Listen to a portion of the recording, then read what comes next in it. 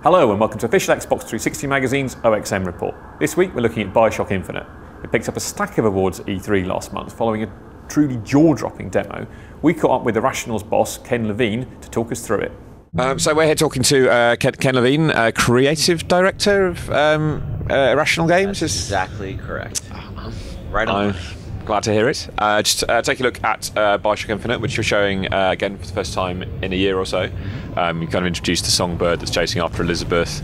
Elizabeth's got these powers. Can you kind of talk us through those a little bit and kind of explain how that's affecting the game? Elizabeth is interesting because she is the narrative driver of the game. I mean, her relationship with Booker is with you as Booker is the narrative heart of the game. But I think at Irrational, we always we don't want the narrative and the gameplay running on separate tracks. We want to integrate those as much as possible. So I think you can tell from the demo what's going on with these tears in the world. You see these, in the world of Columbia, there are these tears that are windows basically to other versions of reality. Well, everybody can see them, but Elizabeth can manipulate them. She's the only one in the world who can do that, and that's why she's so central and so important to this world. And that's why all the factions in the city of Columbia want her, and they think that they're central to their plans. And all she wants is, like what we all want, she wants to control her destiny. She wants to find her way in the world. A young woman, she's been trapped in this tower since she was a little girl. Booker busts her out, and she just wants to control her own life, Her mission, and certainly in the demo here, is to, and throughout the course of the game, is to find a way to get control of her powers and get control of her destiny. And, in terms of what that means for a gameplay perspective, her ability to manipulate these tears is, you'll come into a combat experience, and, you're very traditional kind of Bioshock combat experience. Sometimes you have a bunch of enemies, and you've got your weapons in one hand, your powers in the other hand, and you're fighting it out, and you're making all those choices about your powers and your weapons and the environment. And what Elizabeth brings to that experience is that you also see these tears around the world quite often. And you'll see like maybe a turret that's through one of these tears. It doesn't exist in our world. You'll see maybe an access way to another part of a level, which doesn't exist in our world. You'll see a skyline that doesn't exist in our world. You'll see maybe you're fighting the Vox Populi, one faction. You'll see members of an opposing faction that don't exist in our world. And you can choose one of those to bring in. Okay. And you say, I want that one. And then Liz brings that one in. And then she's drained for a while. She can't help you. The demo you just shown, it covers a lot of ground. Like, you're down on the ground, you get on the kind of skyline. He's kind of swinging up and round and onto an airship and off again and on and off. And it's a really big space. Like, it just kept expanding and expanding and expanding and coming back.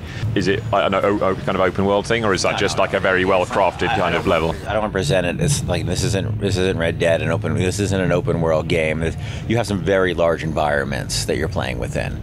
They're large shooter environments. They're beyond what you see in a lot of shooters. But I don't want to present it for something it's not. In terms of how we build them, it's about building it. Certainly at the beginning, like that skyline battle you saw is about a third of the way through the game, and we have to build the player up to that kind of combat. Because what was cool about that battle for me is that, so for the people who haven't seen the demo, an alarm goes off, just like a Bioshock 1 alarm sort of, but instead of little sort of bots flying in, a giant Zeppelin appears, and that Zeppelin's an AI who's like raining down death on you, and you could just sit on the ground and shoot at him and take him down. You have to whittle him down. You use all your weapons, all your powers. You can have Liz like bring in a turret, all those traditional tools to bring him down. But what Booker decides to do is actually use the skylines to get up there and actually get on the Zeppelin and destroy it from the inside. And that's all in the simulation. The skylines are all in the simulation. It's just, you can right now, you can hop on that skyline and jump from point to point to point and really have a ton of control over that.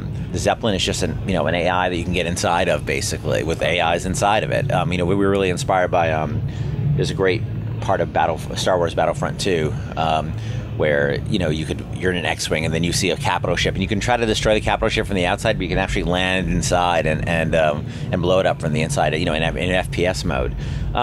And so I always love that bit, that feeling of having that choice, The nature of the relationship between Booker and Elizabeth seems quite interesting because she has these powers and she doesn't really seem all that vulnerable.